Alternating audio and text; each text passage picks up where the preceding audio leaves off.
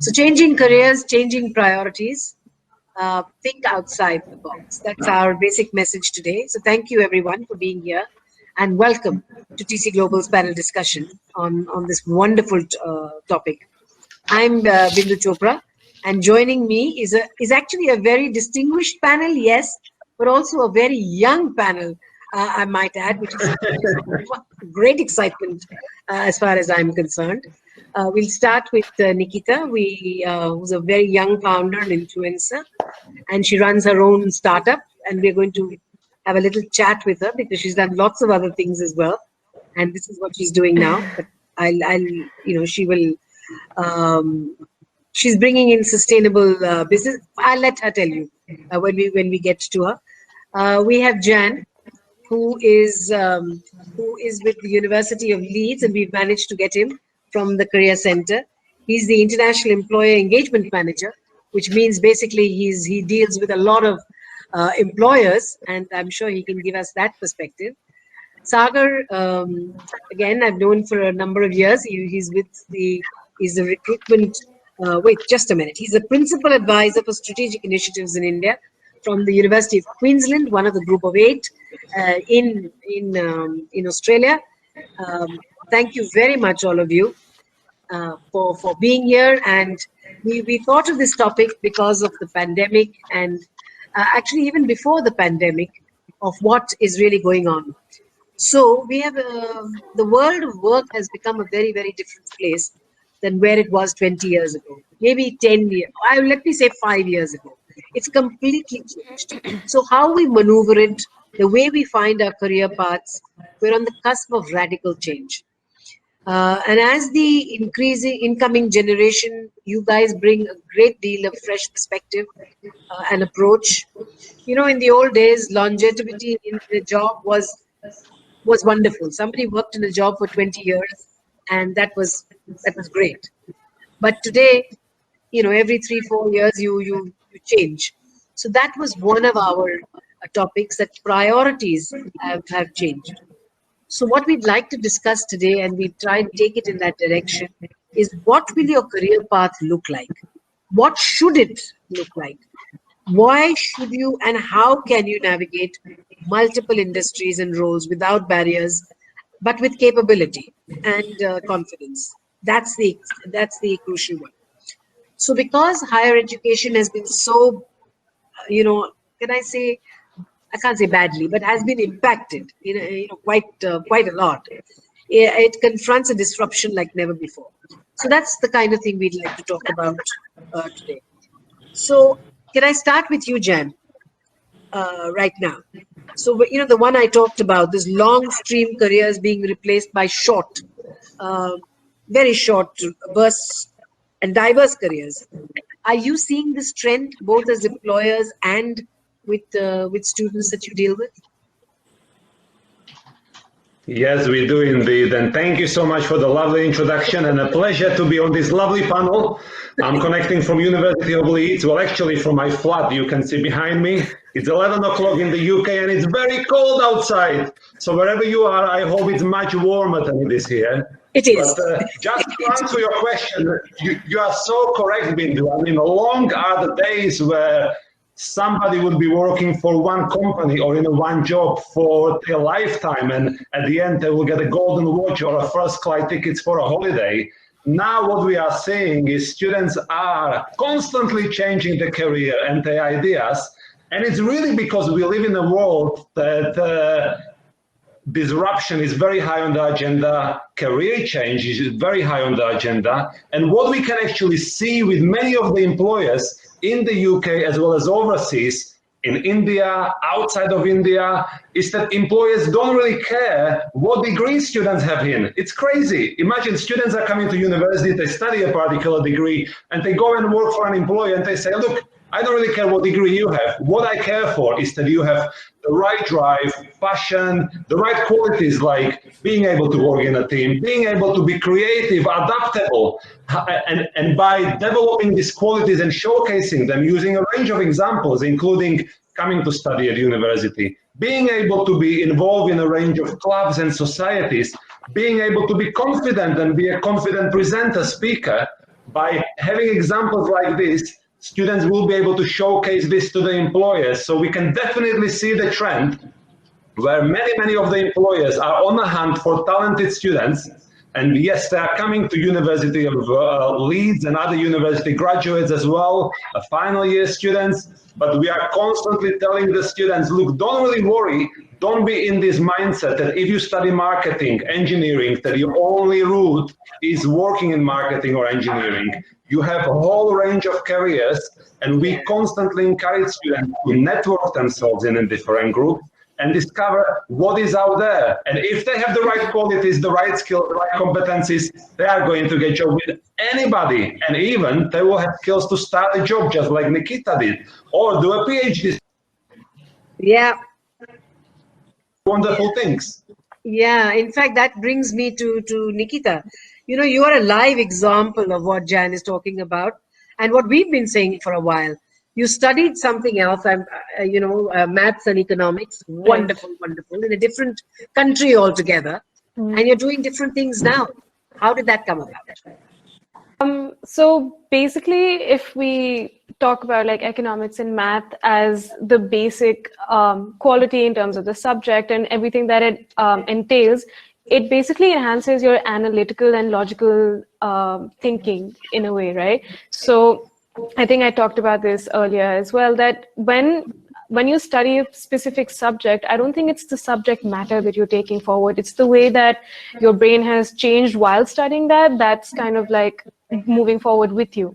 So in my case, I had planned to do financial engineering and become a quant and all of those things, which is very different from what I'm doing right now. So I came back to India, which is, so I came back to India last year, and I'm working on a sustainable living startup, which is basically clothing, home accessories, made sustainably, and also keeping like a holistic society in mind, which is like not just environmentally, but like fair wages and women empowerment and planting trees for like every order placed on all of those things. It's an ambitious thing, which I'm trying to kind of go forward with right now. But yeah, so it changed into that. And with a startup, I think everybody knows that there's like various challenges that you will face. And what I think like studying in the US has really prepared me, or studying these specific subjects, is to analyze why I'm facing that challenge, and to be able to understand the root cause and then solve it from there, instead of just like from the surface dealing with it and then having it come back later. Sagar, of course, you work with students across the board. I mean, lots and lots of Indian students who you recruit for the university. But how is our universities looking at this? How are they equipping people? You know, we are saying changing priorities, which I think they're very, very much so. Careers are changing. How is the university helping towards equipping students to deal with this new world that we are looking at? So I think universities have taken, I mean, of course, we are living in the same world. We've realized that, how this is changing so fast. And as equal partners, I think right from the start, the universities are trying to prep students up for, soft skills, which are useful for employment. And of course, these are more towards the gig economy, knowing what kind of skill sets are generally now liked by employers. But I think one key factor which you'll notice in all international universities would be the introduction and the emphasis of entrepreneurship. A lot of students generally would have that spark. I mean, Nikita, for example, like you mentioned, is a live example. And I think right from the start, how universities are nurturing students, not just look at employment, but maybe becoming future employers. How can you, and grooming them through the 2 years, 3 or 4 year journey that they have. And I mean, for example, for UQ, right, even before they come on campus, we are having these kind of engagement with students at school level or university. And we have seen that, that at least is helping us prep them up, trying to show them a different path. And I think this online whole COVID thing had one silver lining, to be honest. Students have been able to, manage some more time. Universities, in the wake of giving more support, are also looking at these kind of virtual support in terms of soft skills and employment, those kind of help that students need. And I think that's one feedback we have got. Of course, I mean, it's a challenge, but students are happy to manage more time on these kind of things. And I'm sure this is temporary. I mean, once these students come out of it, they graduate, things are going to be, better in the next 2 or 3 years. But universities have, I think, stepped up on this. But Sagar, you're talking about entrepreneurship. Your university in particular is starting them very, very young. You guys have a new. Tell us a little bit about it. So we've done some kind of entrepreneurship development with schools. It was very well received last year. And then what we've done is the vision is basically to mentor some kind of entrepreneurship cell within schools. So it's like a network of 20, 30 schools that we feel our entrepreneurship cell can work with them closely. And we recently launched, in fact, 2 days back, launched something called the India Future Founders Program, where I think 110 odd Indian high school students will go through a journey of 5 to 6 weeks where they're trained. And the training is as basic as how do you think of an idea? How do you deliver an elevator pitch? How do you think of the feasibility? And at the end of 6 weeks, these students compete. It's like a Shark Tank model where they come and they pitch their ideas, and then they can be taken up by the entrepreneurship cell, the best 3 or maybe the best 5, for further refinement and training. And we feel, I think, right at this age, it's important for us to skill them, and the response has been good. Like, we're thinking of 10 schools maybe, and there were 30 odd schools coming and registering. But these are really young. These are only 18-year-olds. So you're starting them. Yeah, you're starting them really young, aren't you? Yes, Good yes. God. And Good some of God. the ideas that you see, some of the ideas have been fascinating, especially for the Australian universities. Like, our people are very amazed by the way Yeah. these. That's the Indian mindset. I say we are great business guys. So Jan, again, students come to you. How worried are they? Are they now talking about jobs as jobs, or are they open to the idea that I can do lots of things? So do you think it's important to develop a side hustle, so to say, alongside their main subject that they study? I love the combination of words, side hustle. That's really, really nice. It's really a nice informal way of saying, look, you have to be proactive. And apart from doing your main thing, which is coming to study to university, you have to really be involved in so many other things. And yes, you are correct. When you have a look at newspaper today, you are probably going to read how COVID is affecting the numbers of recent graduates or final year students that the employers are able to hire for the foreseeable future. On the other side, you can also read about industries and companies that are ongoingly hiring students in a range of countries, not just India, not just China, where the economies are continuing to grow slightly, but also many other parts of the world. And part of the career training we offer to students on a departmental, faculty, as well as university level is to really, and I love the name of the session is thinking outside of the box, is to really think outside the box, being aware of what is happening commercially around the world as well as in your country, and being able to translate this into your advantage. So ultimately, when I'm working with students, we definitely want them to have their aspirations raised, to have a high motivation, and by default, encourage them to be involved in as many things as possible, whether it's volunteering while they are studying, whether it's thinking about joining entrepreneurship society, for example, whether it's doing something else that they are very passionate about. The more they do, the better they will become at the range of skills, range of competencies, which, believe it or not, is what the employers are looking for as well. And then, of course, we want to expose our students to many, many opportunities across the whole world, across the UK. So we are running many employer sessions.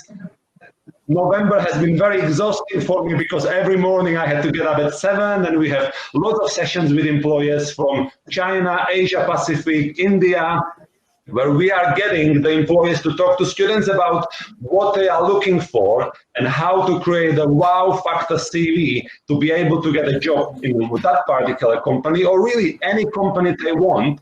And then ultimately, our students are also able to speak to our careers advisors, careers consultants during one-to-one sessions, one-to-one meetings, which are really all about the students. If you think about it, I'm a student, I have a particular question. If I have that one-to-one support, that's really very valuable support mechanism to ensure that students are developing the right skills, competencies. And of course, the question around side hustle, that's super important. And what I know from a fact, many students, they don't really continue the career in the subject area they studied, but they will continue a career following the side hustle they had. Just yesterday, I was talking to one of our students from Malaysia, and he studied law at the University of Leeds.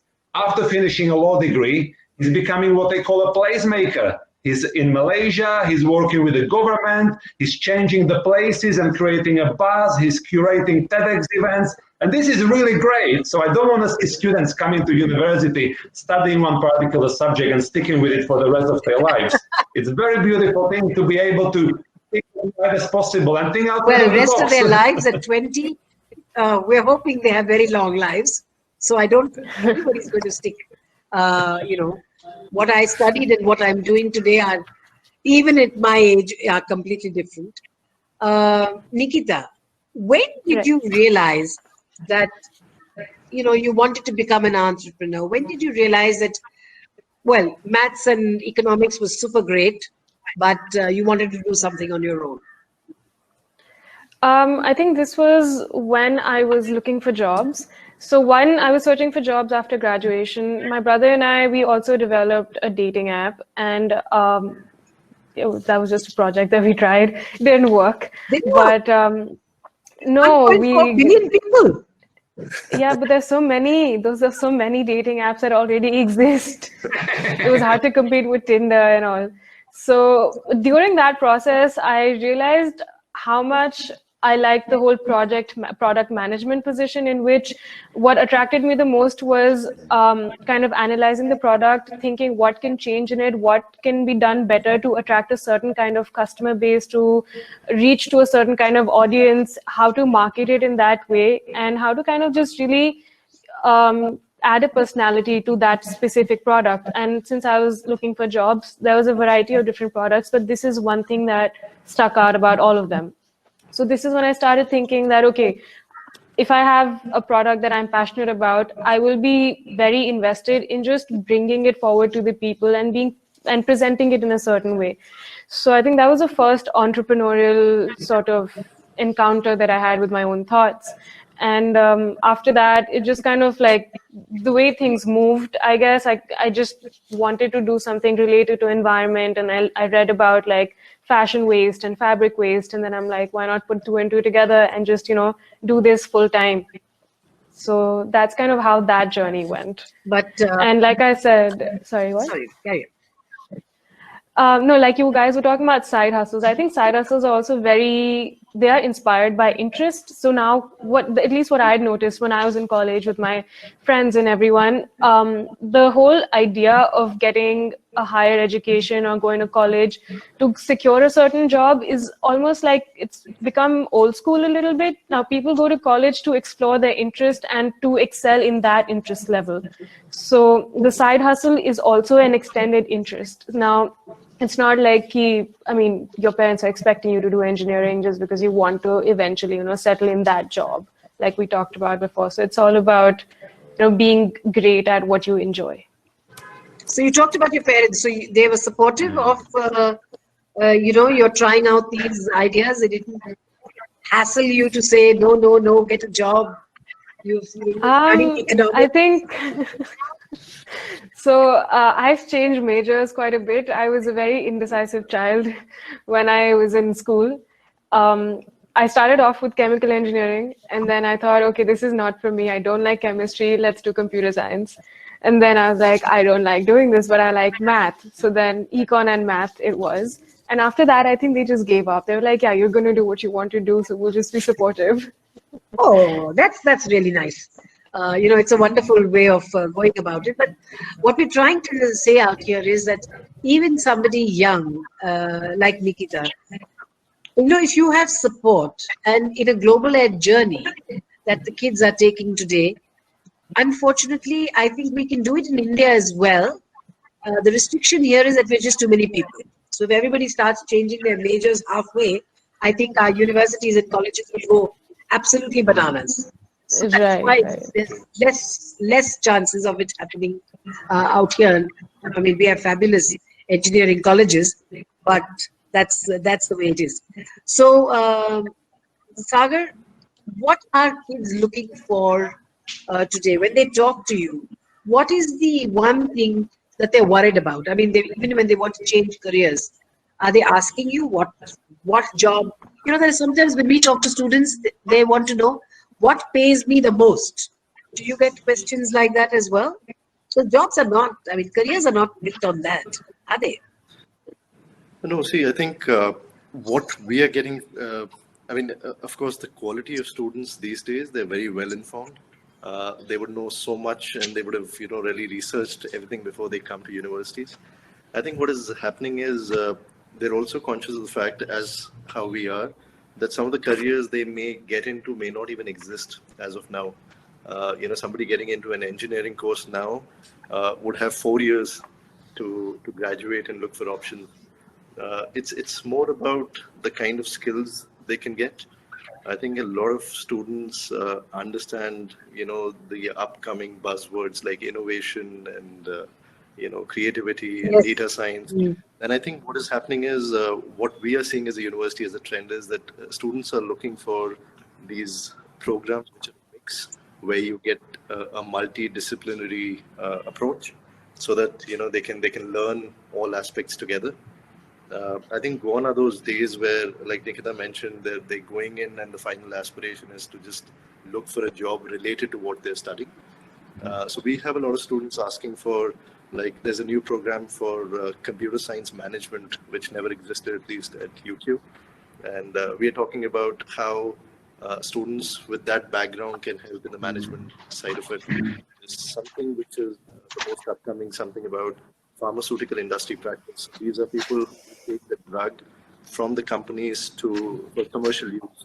Ah, And I think, yeah, exactly. So an agri-business, for example.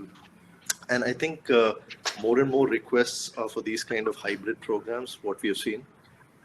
They're also conscious about what kind of placement opportunities are there while they study. So I think that's one of the major questions we face. That while we are studying, what kind of practical exposure can we get? And so that's been some kind of challenge with COVID. And now after one semester, I think we've been able to cover that too through everything being virtual. virtual. And I think how the corporates have also shifted faster than universities. So that bridge has been crossed, I think, of how students are connected. Yeah. So I think it's more of what we learn during the next 2 to 4 years is what the challenge has been now. By the way, all of you who are listening to us, we have a poll going on. And the poll, if you click on if you can click and let us know, would you consider working in a field that is very different from your area of study? It's just a yes, no, or a maybe. So the poll is open. You can, do it whenever. Jan, there's a very interesting question from this young man who says, he asked a question first which we didn't pick up, which is there a difference between voluntary and mandatory? So he's decided to give us, a little more depth to it by saying learning is voluntary, perhaps a lifelong thing. And I agree with you, Said. But a job is mandatory, and there is a clear demarcation between the two. So would you agree with that, Jan?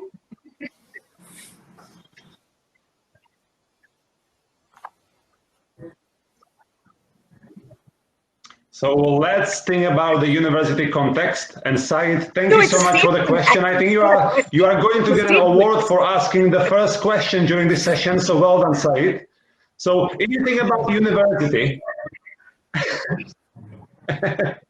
If you think about university, okay, in order to get a degree, you have to study, okay? In order to study, you have to attend classes. In order to attend classes, you have to get up and do some reading, go into library. That is mandatory, okay? Because in order to get a degree, you have to do all of these things. There is no way around this. The optional bits, they are those that you can but don't have to do. Those are the things like getting involved in a society, meeting with your friends and discussing how to set up a business, okay, how to get into fashion industry or how to create a dating app, just like it was the case in Ikita, okay, or do so many things. And what we are finding out, because so many students, so many young people who are applying for jobs, now they have a degree from India, from outside of India, from English-speaking countries, from other countries, that the market is very saturated. And as a result of this, many of the employers, they really spot for choice because they're getting loads of high-quality applications. And what is going to make you stand out is being involved in the voluntary optional experiences. Because by doing this, you, Said, and many other students, you are proving that you are proactive, you are willing to go the extra mile, you are creative, adaptable, you're able to work in the team. All those soft skills that we have been discussing,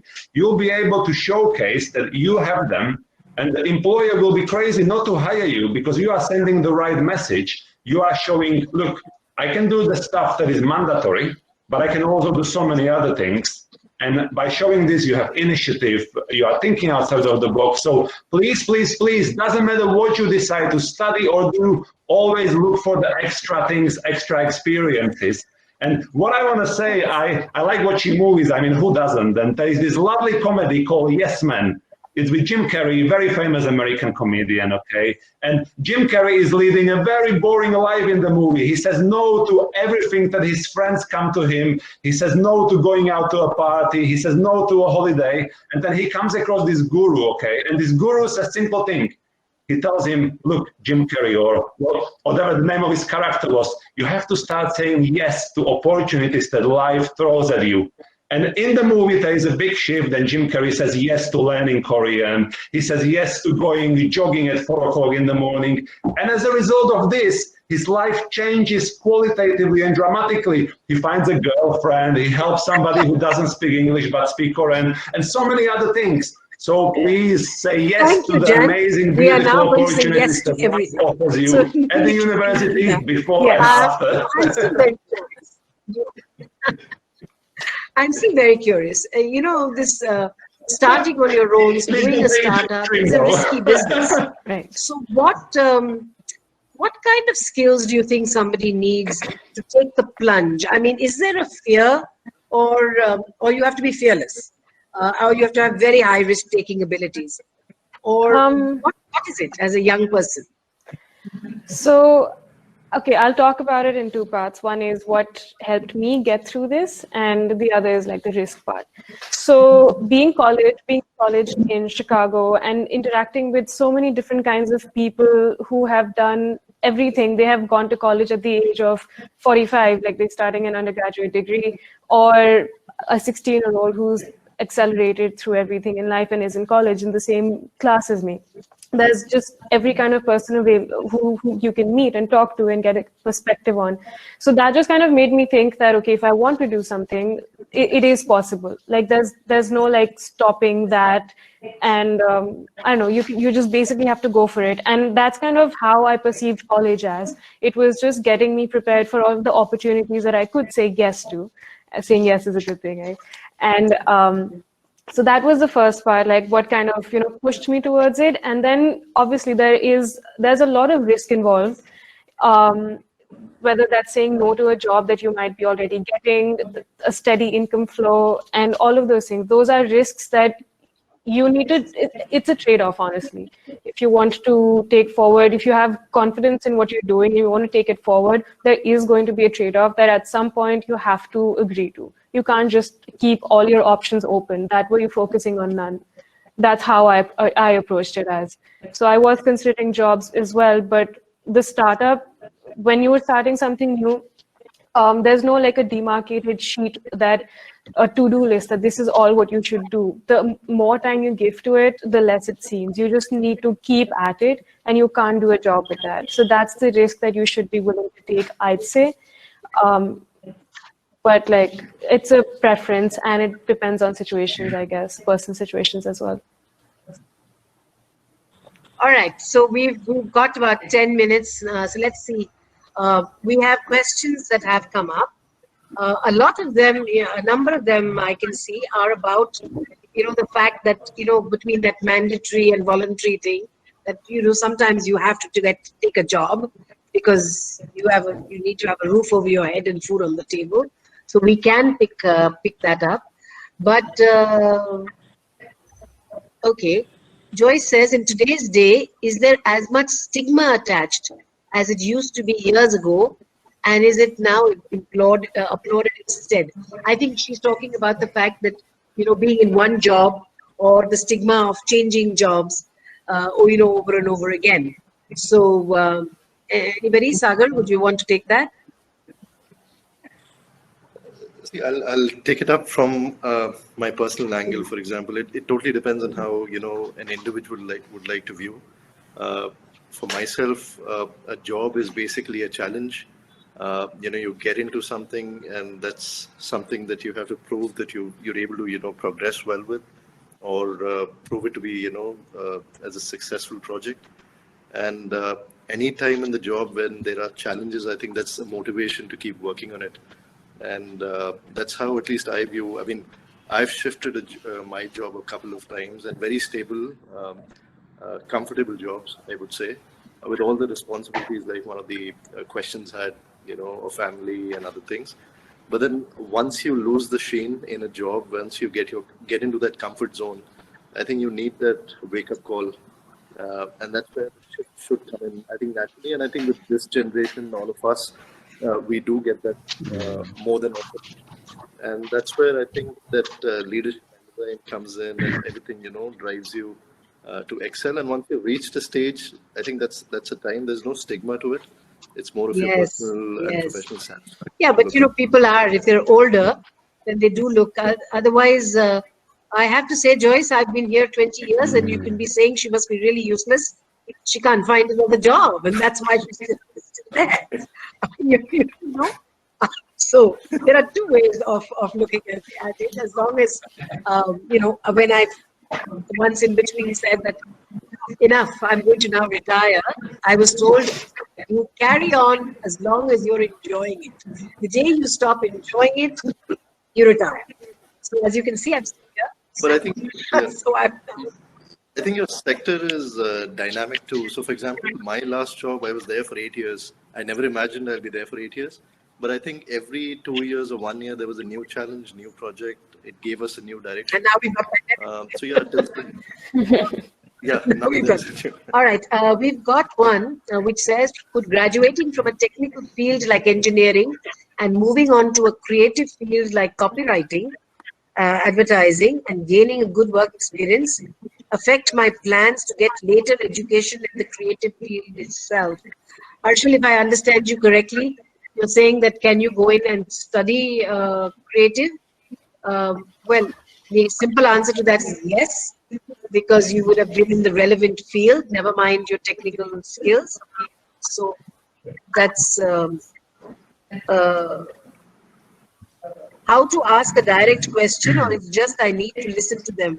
No, Nishek, you can write your question down. We are more than happy to answer it. So just Anish says, I would be starting my study in UK this January, and I have seen university as a department who particularly helps startups to grow and start. How does that take place, and what would be the right approach if I have a good business plan? You want to help him, Nikita? He doesn't need to go to university for that. Yeah, sorry, I just want to read the question again. I'm trying to find it.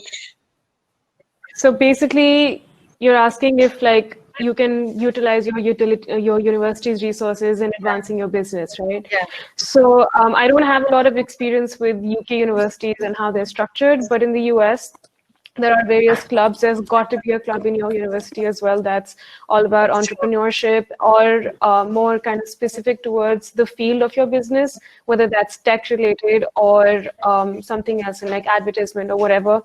I would highly suggest that you connect with alums from that field.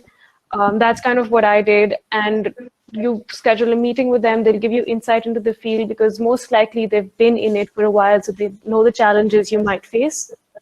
Connect with the club members, and yeah, talk to your hound the professors. Even if they're not your professors, talk to them. They know so much more than you think. Like, it's very easy for us to just assume that they're just teaching a class.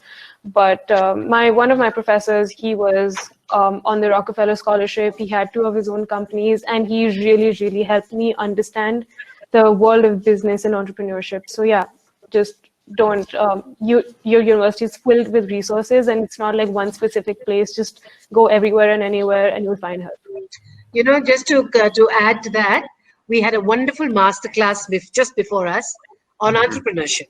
The professor from Trinity College Dublin, it was a wonderful half-an-hour session, and he ended it by a quote by Darwin, which said, "It's not the strongest that survives, nor the most intelligent, but the one who's the most adaptable to change." So Anish, that one is especially for you. I just thought was really good. Okay, the poll results are: would you consider working in a field that is very different from your area of study? 80% say yes. Nobody says no. And 20% say maybe. Well, that's not so bad. What about the other one? What are you more inclined to do? Develop deep expertise in one field or gather experience in diverse fields? That's not so bad. Not too many people have voted, but it's 33% who want deep expertise and 67% would rather gather experience in diverse fields. So we have helped in some ways of opening up minds, you know, on this. Any last thoughts of on what people should do? Well, we said think outside the box. Nikita said be focused on something. So Nikita, any last thoughts on changing priorities? Yeah, so like I think you just mentioned that you should be adaptable, which is I don't think that anything is more important than that. You should just let opportunities come your way and be ready for them. I think that's the biggest thing that college has taught me. Just prepare yourself for opportunities and be ready. So yeah, being adaptable, especially now, is so important. Jan?